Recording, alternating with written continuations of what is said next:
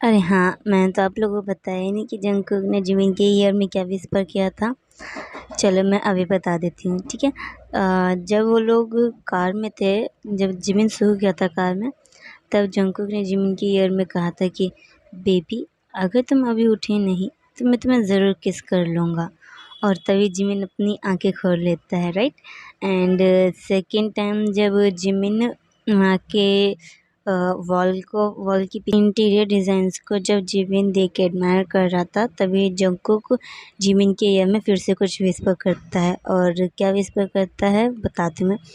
Baby, तुम बहुत beautiful हो। और जैसे जिमिन ये सुनता है तो वो जंगकुक की तरफ पीछे हैरानी से मुड़ता है और पीछे जब बैक स्टेप लेता है तो उसका फोरहेड नहीं, उसका हेड वॉल में लगने वाला था, तो तभी जंगकुक उसे पकड़ लेता है। ओके, फिर उसके बाद जिमिन को केयरफुल होने के लिए कहता है। ओके, तो फिर ये हो गया। मैं स्टोरी आगे स्टार्ट करती हूँ। अभी चोट लगता है ना? वैसे तुम इस तरह से डरे क्यों? तुमने कोई भूत देख लिया क्या?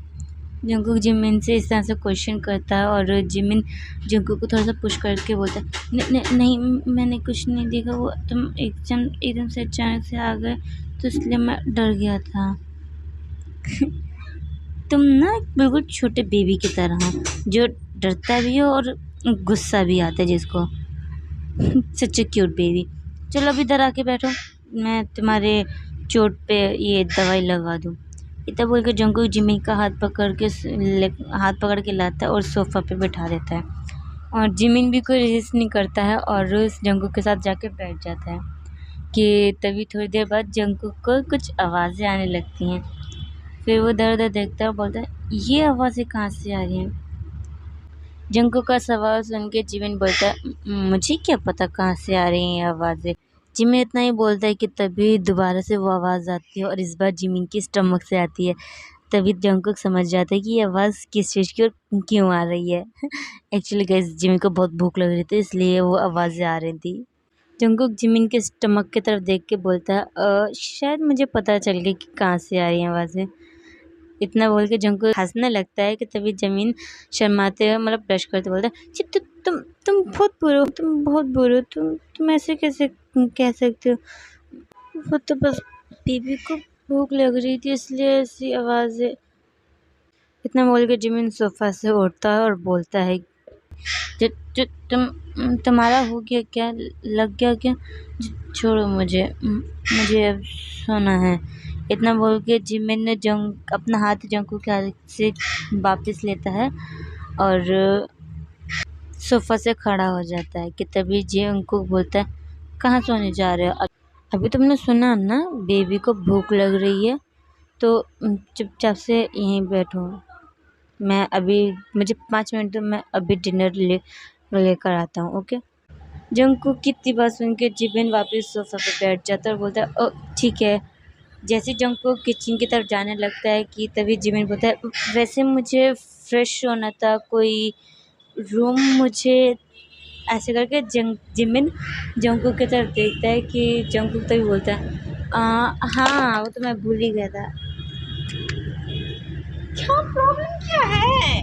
स्टेयर से ऊपर की साइड पे तुम कोई सा भी रूम ले सकते हो और अगर तुम्हें उन रूम में अनकंफर्टेबल फील हो रहा होगा तो तुम ये तुम्हारे राइट साइड पे जो रूम है ना, ये मेरा रूम है, तुम इसमें आजाद स्टे कर सकते हो। क्योंकि मुझे पता है वो ऊपर के सारे गेस्ट रूम शायद गंदे होंगे, क्योंकि मैंने किसी को बताया नहीं था कि मैं गेस्ट लेकर आ रहा हूँ, तो शायद गंदे होंगे। फिर भी तुम चेक कर लो, तुम्हें जिस रूम में कंफर्टेबल है तुम उस रूम में स्टे कर लेना। ओके।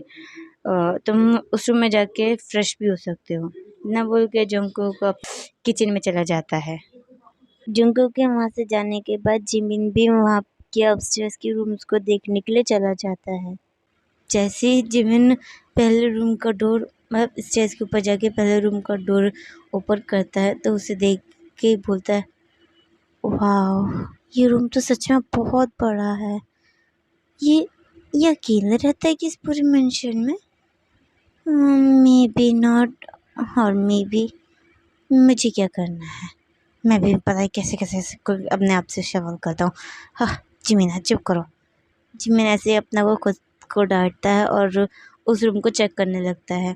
फिर से वो वही सब चीज़ें सोचने लगता है, सच में ये इतना बड़ा रूम है, हाँ क्या ये मैं यहाँ रुक सकता हूँ? नहीं, अगर उसे बुरा लगा तो?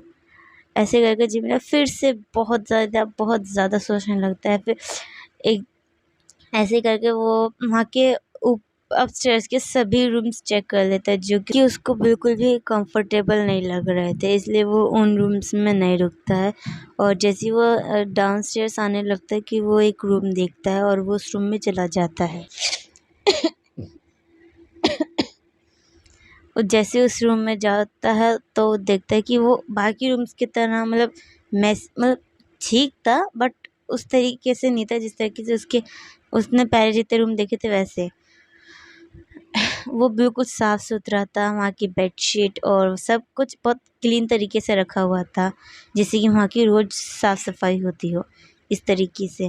और जिमिन जैसे उस रूम में जाता है, उसको एक वॉल पे बहुत सारी फ़ोटोज़ लगी दिखती हैं, जहाँ पे वो देखता है एक 2 छोटे बॉयज़ हैं और 2 एक लेडी और एक मैन है, जो कि उन दोनों बॉयज़ के हाथ पकड़ा हुआ है। और एक फ़ोटो में वो देखता है छोटे बॉयज़ के लिए केक है और वो दोनों उस केक को कैंडल को ब्लो कर रहे हैं। ऐसे करके बहुत सारी छोटे बेबीज़ की फ़ोटोज़ होते हैं उनके पेरेंट्स के साथ। जिमिन उनको देख के बोलता है, वाओ ये तो बहुत क्यूट है, लाइक अ लिटिल बनी। जिमिन ऐसे करके बोलता ही कि तभी पीछे से उसको एक आवाज़ आती है, बनी नहीं, डबल ईयर बनी। जैसे जिमिन ये सुनता है, वो एकदम से पीछे मुड़ के देखता है और पीछे उसको जंको खड़ा दिखता है। आई एम सॉरी, मुझे नहीं पता था कि ये तुम्हारा रूम है, मुझे माफ़ करना, वो तो मैं बस ऐसे ही अरे घबराओ मत, कोई बात नहीं। और वैसे मैंने बताया ना, ये मेरा रूम नहीं है, ये मेरे भाई का रूम है, हयों का। और तुम घबराओ मत। और तुमने जो बोला ना ये बनी, सिर्फ बनी नहीं, वो डबल ईयर बनी है। और बचपन से ही मेरा भाई ऐसे ही क्यूट सा है। वैसे तुम भी कुछ कम नहीं हो, तुम भी बहुत क्यूट लगते हो जब तुम स्माइल करते हो, बिल्कुल एक खरगोश की तरह। क्या कहा तुमने मुझे अभी? खरगोश की तरह? अगर ये चीज़ कोई माफिया वर्ल्ड में कोई सुन ले ना मेरे लिए, तो हँस के सुसाइड कर लेगा। कि क्या मैंने ऐसा क्या कह दिया? तो मैंने तो एक कॉम्प्लीमेंट दिया है तुम्हें, तुम सच में हँसते हो, ऐसे ही दिखते हो। चलो बहुत मज़ाक हो गया, डिनर रेडी हो चुका है, तुम आके पहले डिनर कर लो। कि तभी जिमिन बोलता, बट मैं तो अभी तक फ्रेश ही नहीं हुआ